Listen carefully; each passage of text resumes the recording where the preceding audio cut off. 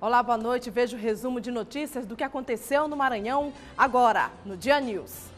Filho de deputado Raimundo Cotrim é encontrado morto dentro de casa. Defesa Civil interdita casas em área de risco em São Luís. Mês de março violento. Foram mais de 2 homicídios registrados por dia.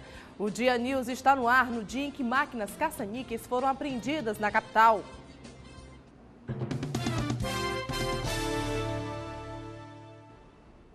O filho do deputado Raimundo Cotrim foi encontrado morto na tarde de hoje. Henrique Cotrim, de 27 anos, foi encontrado por volta de meio-dia caído no quarto de casa em que morava, no bairro do Vinhais. Ismael Gama. Depois que a porta do quarto foi aberta, o corpo de Luiz Henrique Cotrim foi encontrado no chão, ao lado de uma grande quantidade de saliva. Ainda não se sabe as causas que levaram à morte do filho do deputado estadual, Raimundo Cotrim. Não foi encontrado nenhum tipo de droga ilícita, apenas cerveja, uísque e uma medicação controlada. E o corpo será levado nesse momento para o IML, para exames mais aprofundados, para saber a verdadeira causa da morte. Familiares e amigos de Luiz Henrique Cotrim, de 27 anos, pareciam não acreditar na morte dele. Ele é um dos filhos gêmeos do deputado estadual Raimundo Cotrim. O corpo dele foi encontrado num quarto desta casa, no bairro do Vinhais, por volta do meio-dia. Veio aí, nós estávamos almoçando, quando veio a notícia, a empregada chegou dizendo que o quarto estava fechado. E aí pediu para meu filho chamar o outro irmão dele, telefonar. Aí ele ligou para ele, o irmão dele veio, tentou chamar por ele, não atendeu. Aí resolveram chamar um chaveiro para abrir o quarto. E aí abriu o quarto, ele se encontrava já no chão. Durante toda a tarde, políticos e conhecidos da família estiveram no local prestando solidariedade. O irmão gêmeo de Luiz Henrique foi amparado por amigos quando saiu da casa. O velório está acontecendo no Pax União do centro de São Luís. E o fim de semana foi de muita chuva na capital. O muro de um condomínio no túnel do Sacavém caiu. O resultado foi prejuízo a moradores próximos ao local. O risco agora é de novos desabamentos. E a situação se repetiu na Vila Embratel. Vários moradores tiveram as casas invadidas pela água. O pior é que muitas dessas famílias já foram avisadas dos perigos, mas como não tem para onde ir, acabam a mercê do tempo e da sorte.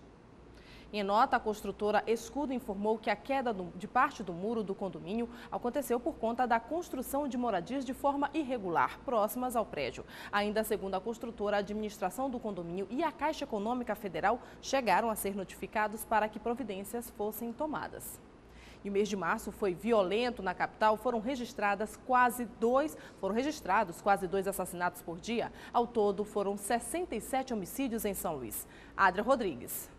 A primeira execução aconteceu no final do dia 11, uma segunda-feira. Francis Clay da Costa Alves foi assassinado com 6 tiros neste posto de combustível por 2 homens em uma motocicleta. A polícia suspeita que a motivação do crime teria sido acerto de contas, porque Francis Clay havia participado de um assassinato no dia anterior. Outros 3 casos de execução aconteceram no dia 12. O primeiro, Giovanni Costa Freire, atingido com cerca de 5 tiros, nas proximidades da Praça da Alegria, no centro da cidade. O segundo ocorreu à noite. A vítima foi Raimundo Filho dos Santos Mendes, morto com 5 tiros por volta de 8 horas no bairro de Fátima. E na mesma noite, Rafael Pinto Furtado, também no bairro de Fátima. Segundo a polícia, todas as vítimas estavam envolvidas com o tráfico de drogas. A maioria dos homicídios realmente é sob acerto de drogas. Esses casos especificamente também há forte indício de que há relacionamento com isso. E ainda falando em irregularidade, foi fechada na manhã de hoje uma casa de bingo ilegal. Várias máquinas caça-níqueis foram apreendidas. As 11 máquinas de caça-níqueis foram apreendidas no início da tarde desta segunda-feira no bairro Vicente Fialho, após denúncias recebidas pelo Serviço de Inteligência da Polícia Militar. Durante a operação foram detidas 2 pessoas. Os suspeitos foram conduzidos para o 7º Distrito Policial do Turu e foram liberados após prestarem depoimentos por se tratar de uma contravenção de menor potencial ofensivo. Hoje pela manhã, uma equipe de policiais compareceu lá no bairro Fialho, né, e conseguiu apreender essas 11 máquinas. 2 pessoas foram conduzidas aqui para a delegacia, nós fizemos o termo circunstanciado de ocorrência e esse termo será encaminhado para a justiça, essas pessoas serão chamadas em juízo para que sejam processadas na forma da lei. No local onde as máquinas foram apreendidas, encontramos as portas fechadas e, segundo moradores, ninguém sabia que ali funcionava uma casa de bingo clandestino. E onde funcionava assim, uma casa que eles cobriam o sofá, né? Depois eu vi isso aí, mas não sabia o que era, pensei até que era uma house mesmo. No próximo bloco, a polêmica da CPI da Multicooper, a situação do Conselho Estadual da Criança e o balanço da PRF do feriadão. Não saia daí, bem rapidinho.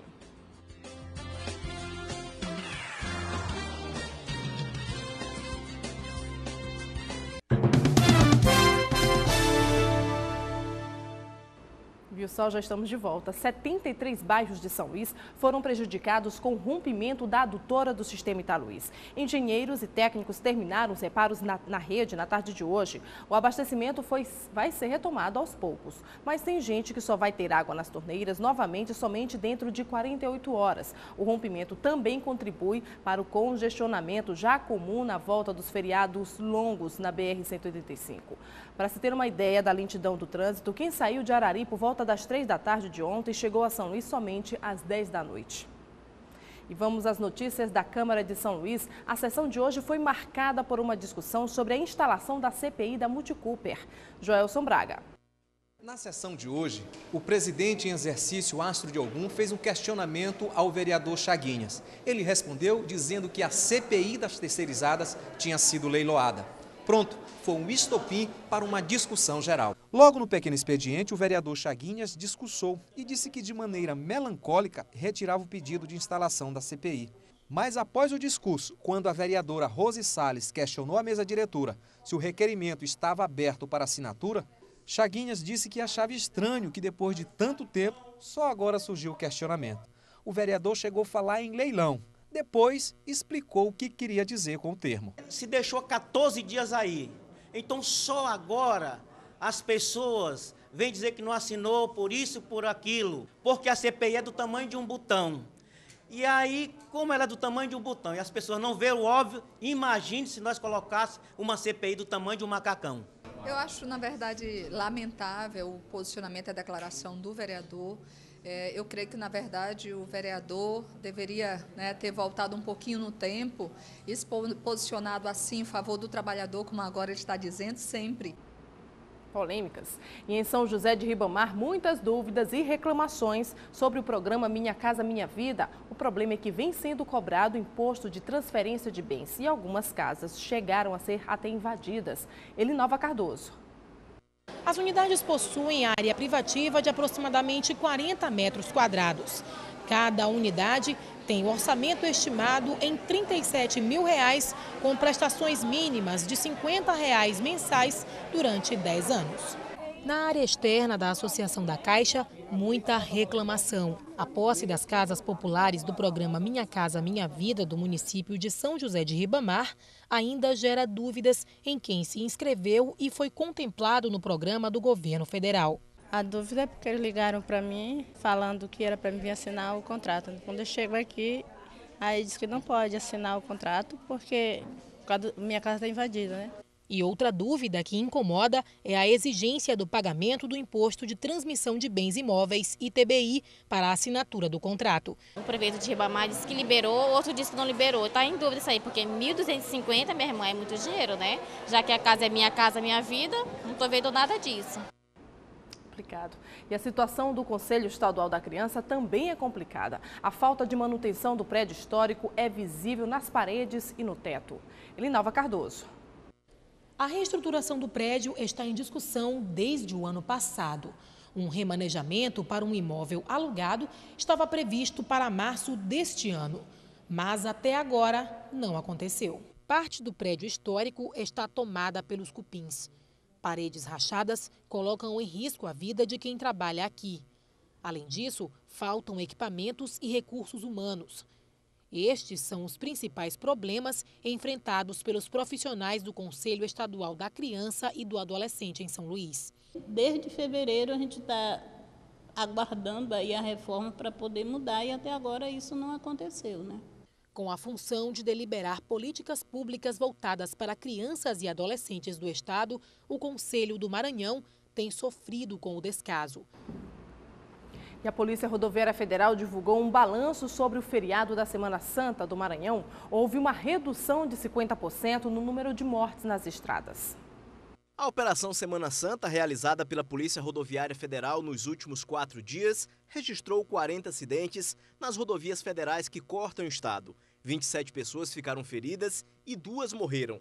A redução foi de 50% no número de mortes registrado no ano passado. Em 2012, a mesma operação registrou 58 acidentes, com 38 feridos e 4 mortes. Quem decidiu voltar para a capital na tarde de domingo enfrentou congestionamento em Campo de Perizes por conta do rompimento da adutora do sistema Italuz.